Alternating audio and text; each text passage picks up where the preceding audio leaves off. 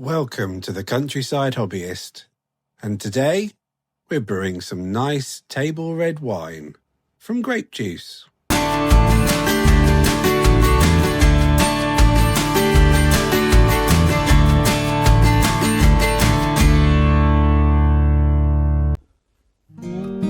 So this is what we're going to need for our grape wine.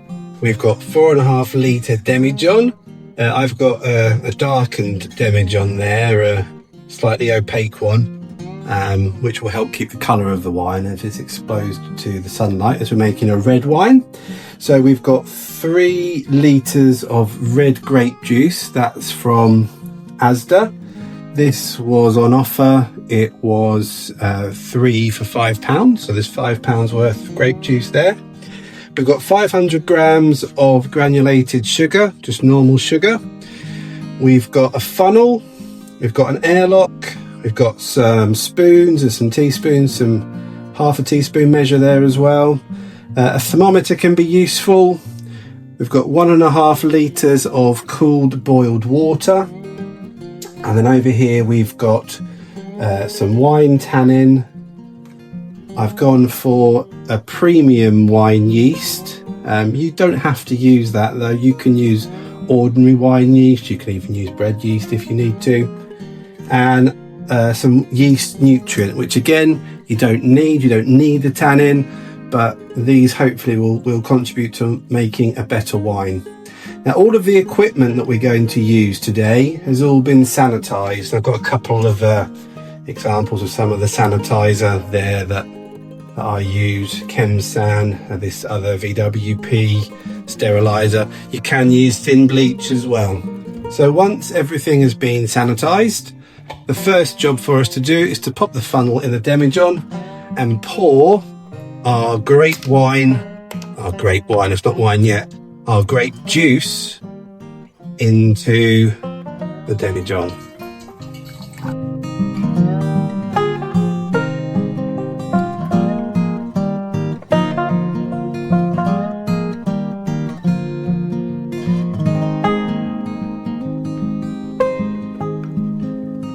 Next, we're going to add our sugar to our water.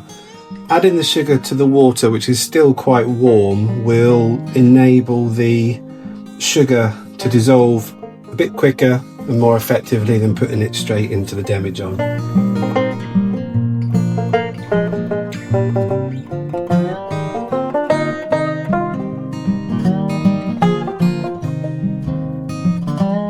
Now we can pour the water and sugar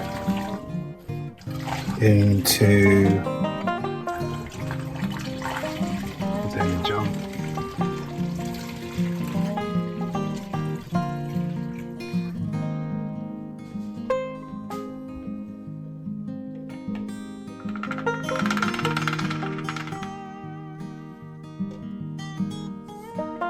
Now we can take our first hydrometer reading.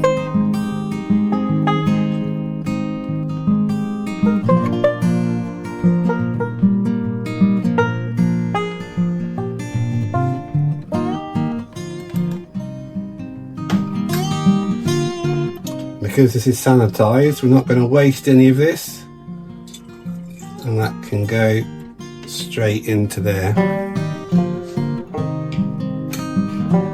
Now we're going to check our temperature. We want the temperature to be around about 20-25 degrees. So we'll put our thermometer in there.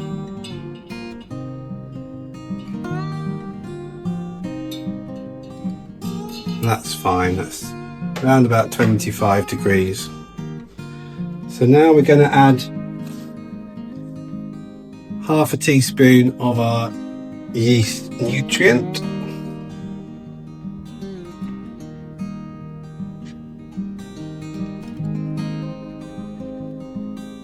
Need to get some measuring spoons.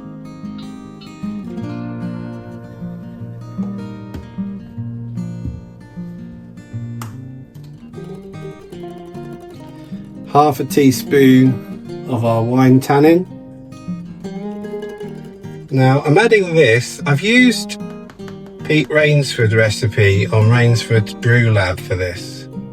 And this is something, he said it was more like a rosé wine that he made. So I'm adding this tannin in order to give that a little bit more of a fuller bodied flavour, if you like.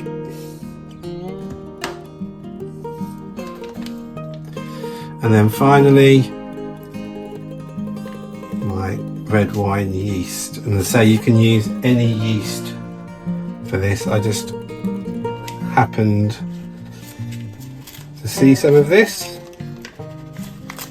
So we're going to use this one.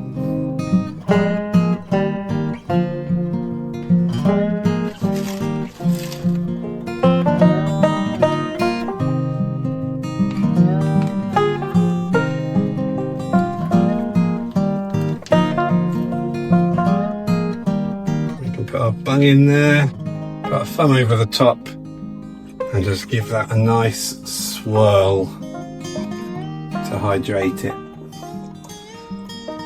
Mix all those juices together.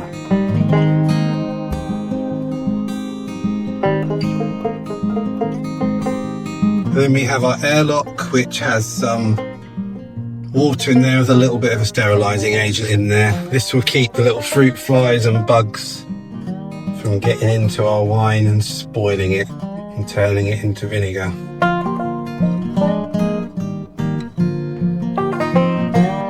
So this is the next day. I'm in my little brew station I keep in my garage here. But look at that. Going like the clappers.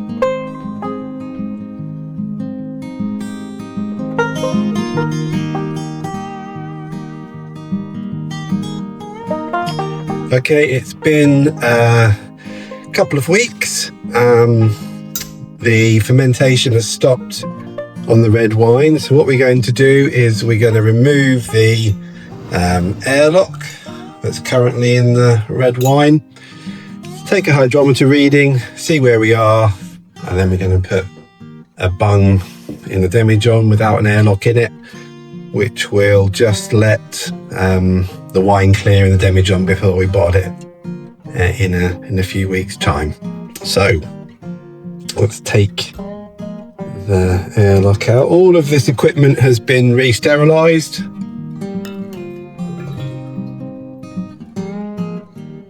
Wow, look at the colour on that.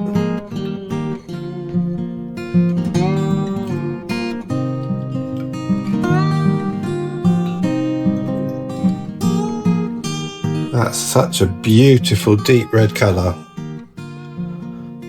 Looks just like red wine, which is what we're hoping for.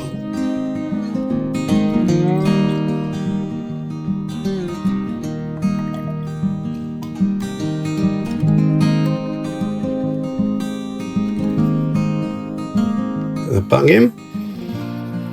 And let's have a look. Wow, dropped like a stone. Wow. Wow, wow, wow. I can't even read that. Can't even get that out. It's so low. But that is possibly even slightly above that, but I'll call that 0.990. I'm going to need to go and put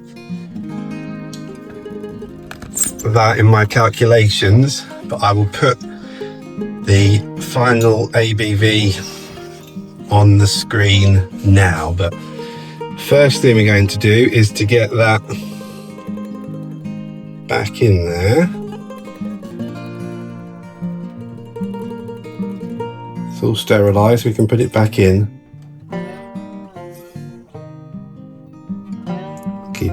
Have a little sip of it in a minute. I'm not going to tell you that though. That might need to affect the flavouring of it, I'll see. That is amazing. 0.990. Wow. Okay. Well, we'll see you in, well, for me will be probably a few weeks before that clears. But for you, it will be less than a second. So here we are, everyone. It has been a couple of weeks since the bubbling stopped in the airlock, and we've let it clear for a couple of weeks. So today is bottling day. So I've got my bottles there. I reckon we're going to have just over 5, so I found a little half bottle. So what we're going to do is bottle that, put some corks in them, and then see how we get on. So I've got my tube to siphon. Here we go.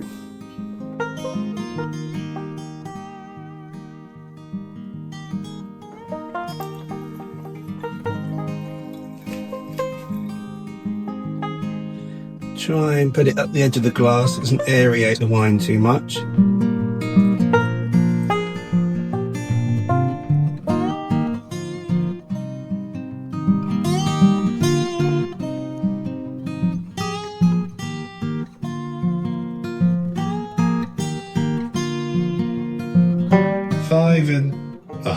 Five and 2/3 green bottles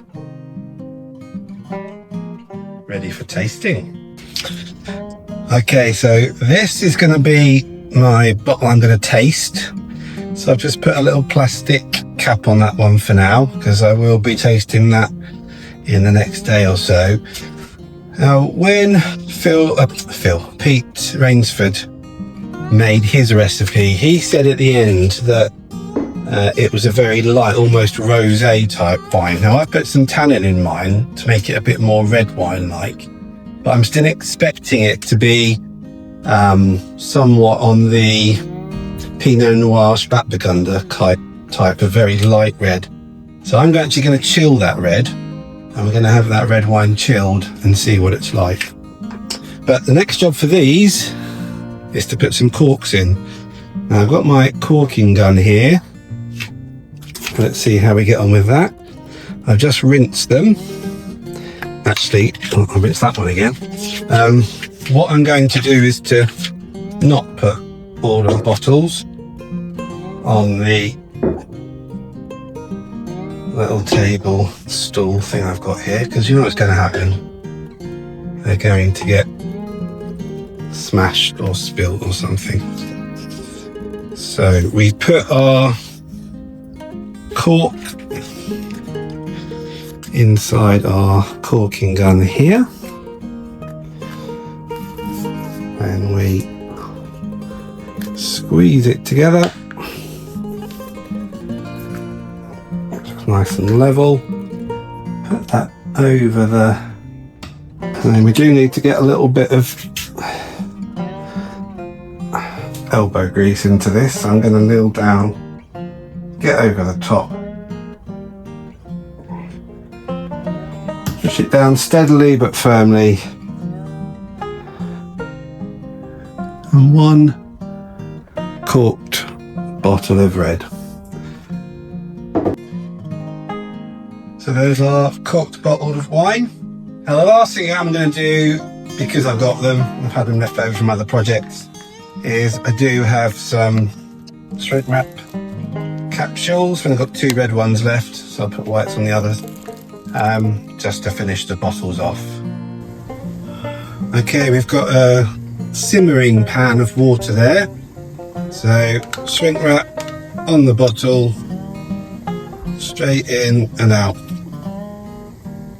It's not the prettiest, but it's done the job. So here we are, a couple of days after finishing off the bottling. Now we have our taster bottle here, which has been in the fridge to chill a little bit, and myself and Mrs. Hobbyist are here in the man cave, ready to give this red table wine a taste test. So first thing is first, open that up, and what we'll do is we'll get a nice close shot of the pour.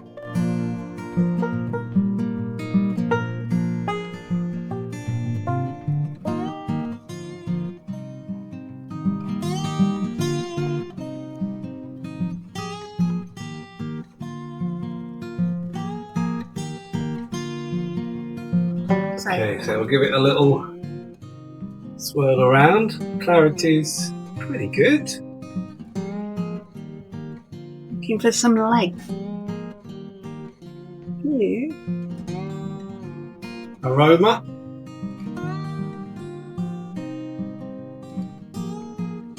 It smells winey. Not sure I'm getting a lot of fruit or anything. Vague fruitiness. Vague. Okay, let's give it a go. Cheers. Cheers.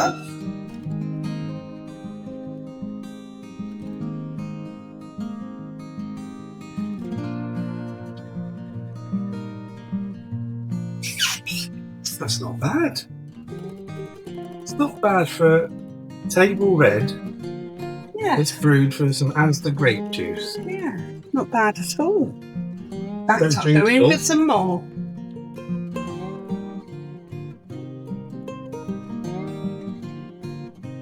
Yep. Yeah. I'm happy with that.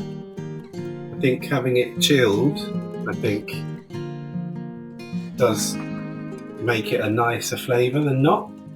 I think it does suit it well, the same way that a Pinot Noir or a Stratburgunder would be better chilled. That's what I was aiming for on this.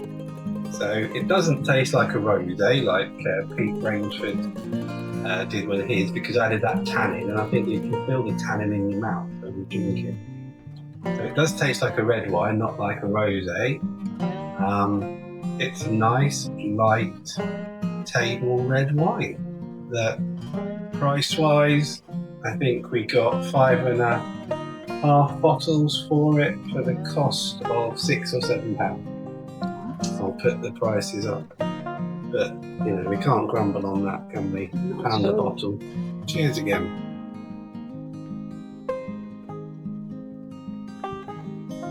Okay, well, I hope you enjoyed that, and I hope that you found that little first brewing video for the channel interesting. There's some more brewing videos to come. We've got some elderflower wine, we've got some beer kits on the go as well, which hopefully will appear on the channel soon. But until next time, keep enjoying your hobbies.